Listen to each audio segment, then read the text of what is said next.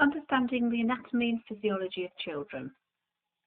This learning unit focuses on the anatomy and physiology of children as distinct from adults. It goes through the systems of the body, highlighting the key differences pertinent to the understanding of child-specific anatomy and physiology as rationale for nursing care. The resource focuses on specific biology of children to provide an overview for those who work with them. Having a biological basis for our practice is important, so children's nurses or others in the multidisciplinary team can understand their vulnerability during sickness or injury. It's important in the first instance to understand or revise adult anatomy and physiology so that the unique differences in children can be grasped. Understanding normal anatomy and physiology of a healthy person is also essential so that we are clear about what happens when systems fail during illness or injury. This again has implications for anyone caring for children. The key learning outcomes to this learning unit are to firstly identify key child-specific differences in the anatomy and physiology compared to the adult. And secondly, to identify why children are vulnerable to illness and injury. It is emphasised that this learning unit does not cover care of children. This must, of course, be learnt within the classroom and within the practice setting. However, we should remember the importance of a sound underlying knowledge base to support the care of children in a family care perspective. The systems will be covered by the well-known mnemonic ABCD: airway, breathing, cardiovascular, disability or neurological. But the mnemonic will continue further to include E, F, G, H and I. It's necessary to clarify some terminology for this learning unit. The term infant, first of all, refers to a child in the first year of life. The child refers to years 1 up to 8.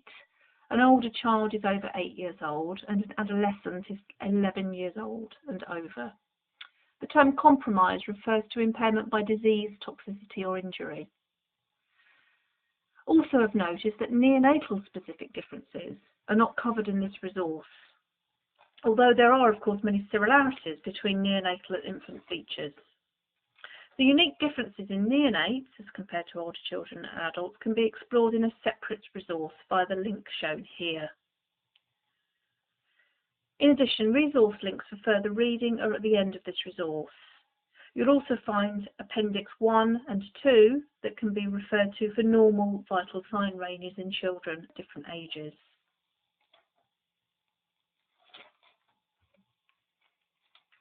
Starting with the respiratory system then, which comprises airway and breathing.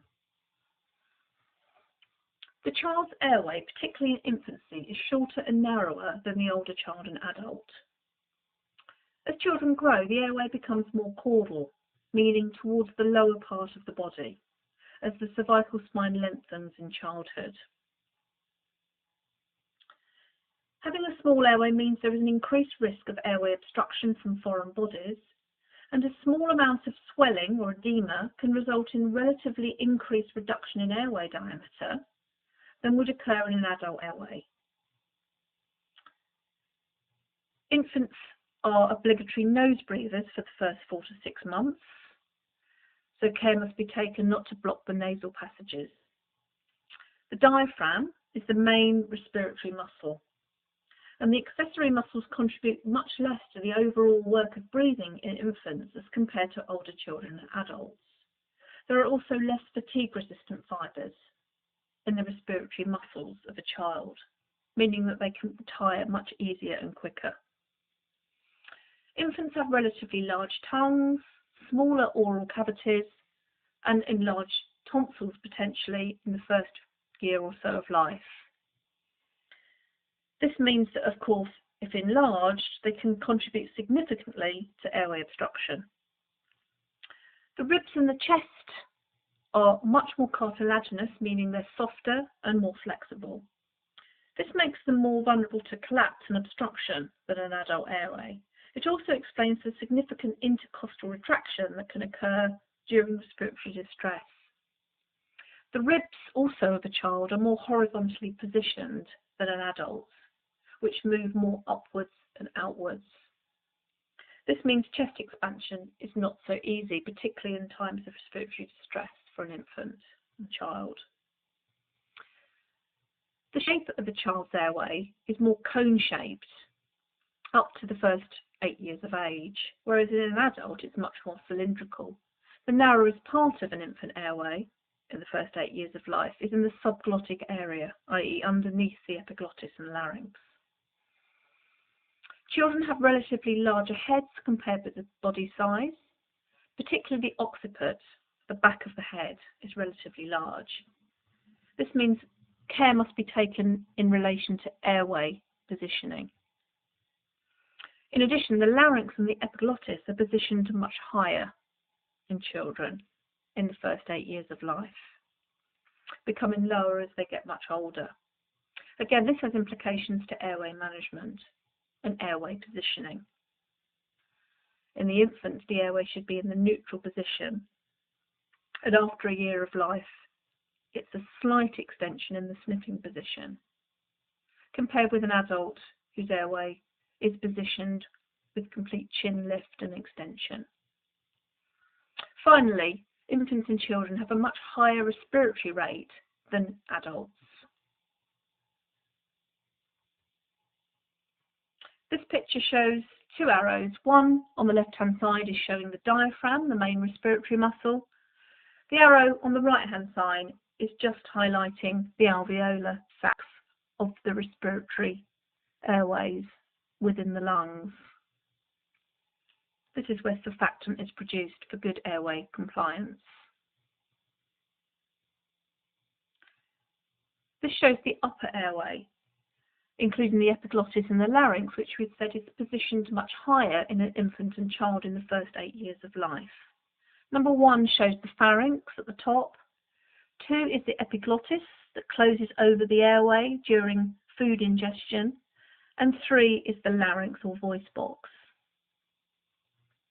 All important features of the airway. The cardiovascular system. As well as having higher respiratory rates, children have higher heart rates, and this is due to their higher basal metabolic rates. This higher metabolic rate increases the usage of oxygen and energy in the form of glucose. Also, the blood pressure rises with age as a child gets older, as the vascular resistance of the blood vessels increases.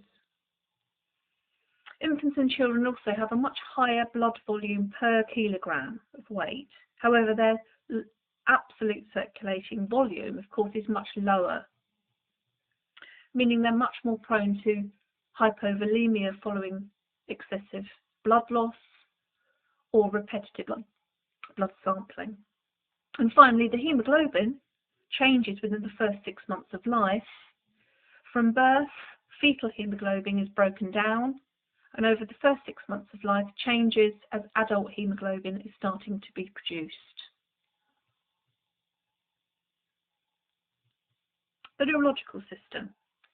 Infants and children have a relatively more immature blood-brain barrier with an enhanced central nervous system receptivity, making their nervous system much more vulnerable to injury. In addition to this, infants and children have larger heads, as stated already, relative to their body, with a higher centre of gravity, again making their heads more vulnerable to injury. In the first 12 to 18 months of life, infants have unfused cranial sutures to allow for brain growth, which is rapid during this time. And their cranial bones are much thinner, meaning they have less protection. Overall, the brain for the first years of life is rapidly growing with much activity. The environment. Young infants have an immature thermal control, and this is mainly due to an underdeveloped hypothalamus in the midbrain, depicted here. Children have a proportionally higher body surface area relative to their overall size. Generally, the smaller the person, the greater the ratio of surface area, or the skin, to their weight. and this means they have a greater risk of heat and fluid loss in the early months of life.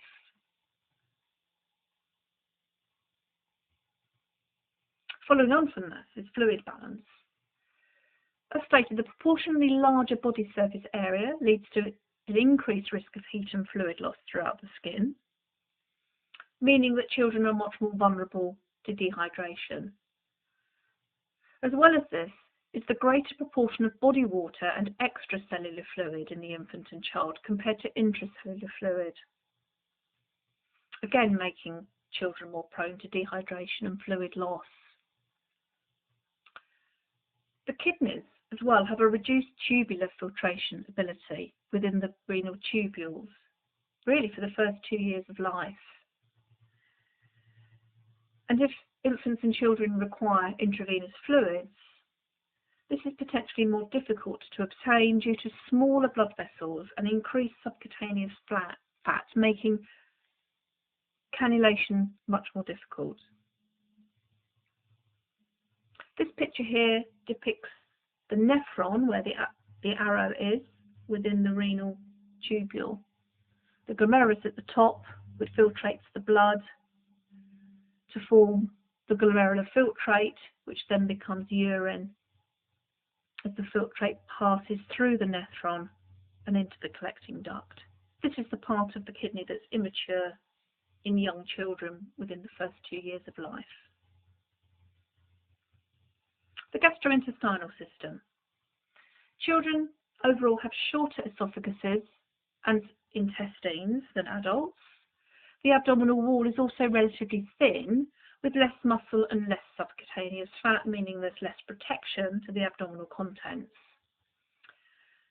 There are reduced enzymes within the first 6 months, reflected in an infant's nutrition. They do have increased lactase, however, for the first 2 to 3 years. The esophageal sphincter at the lower end of the esophagus is weaker in young children. This means that infants and children at a young age are more prone to gastroesophageal reflux. And also the liver is relatively immature, particularly in the first few weeks of life. And this is often reflected in the increased risk of physiological jaundice in neonates, seen due mainly to the immaturity of the liver and the liver enzymes. Moving on to growth.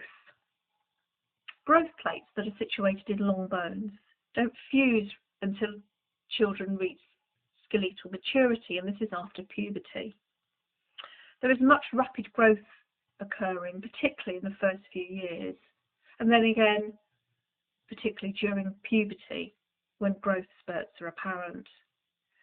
Overall, bones are much more flexible and cartilaginous in childhood, and an active endocrine function controls growth during childhood and into adolescence. Homeostasis. Children's cells and tissues divide much more rapidly in line with their increased growth rates. As stated, they have higher basal metabolic rates. This means that their needs for energy, water and oxygen are higher compared to adults because they go through intense anabolic processes. They have potentially more limited glycogen stores, which are rapidly used up. Glycogen is how we store our glucose and energy stores. And overall, children have a dynamic physiology that's vulnerable, and this is due to growth demands, but also due to damage during differentiation and maturation of organs and systems. The immunological system. Children in the first years of life have a relatively immature immune system. It is mainly due to low circulating immunoglobulins in the early days of life. Immunoglobulins are proteins within the blood that form antibodies in response to antigens. We refer to immunoglobulins as IgG, IgA, IgM and IgG. In the early months of life, passive immunity from placental flow during fetal life occurs for the first few months of life. After that time, IgM and IgA are manufactured by the infant. However, levels on IgM at term are only 20% those of the adult, and they take up to 2 years to really attain adult levels. There's also the issue of the skin. Although it's formed at term in a neonate, in the first year of life, generally speaking, the skin is thinner with less keratin within the layer of the epidermis. Keratin is a protein that gives skin its waterproofing properties. Overall, the skin, particularly in the first year, is much more vulnerable to damage and water loss. So to summarise, we've seen there are many anatomical and physiological differences between children and adults. These differences all impact on the way illness and disease present in children and young people, as well as the way care is delivered. The focus of this particular resource was anatomy and physiology. However, it should also be remembered that children differ psychologically, cognitively and socially compared to adults. The following resources over leaf summarise all of these areas specific to the child. These are the resources for further reading. These links highlight the unique differences in children as compared to adults in relation to the implications for when children become sick or injured. They provide a useful overview and background reading to this topic for all of the systems in relation to the child. As you can see, 5 websites are listed here. The bottom one, the 6th website, is the neonatal specific learning tool.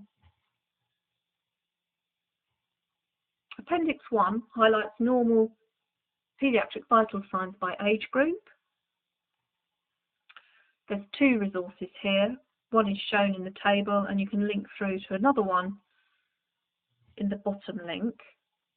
There's also a 3rd example here, Appendix 2, again showing normal vital sign ranges in children, and this includes identification of some abnormal ranges such as tachycardia, a high heart rate, and tachypnea, a high respiratory rate. It's important to be aware of normal vital sign ranges in relation to the anatomy and physiology of children, so that you can identify when vital signs change and become abnormal.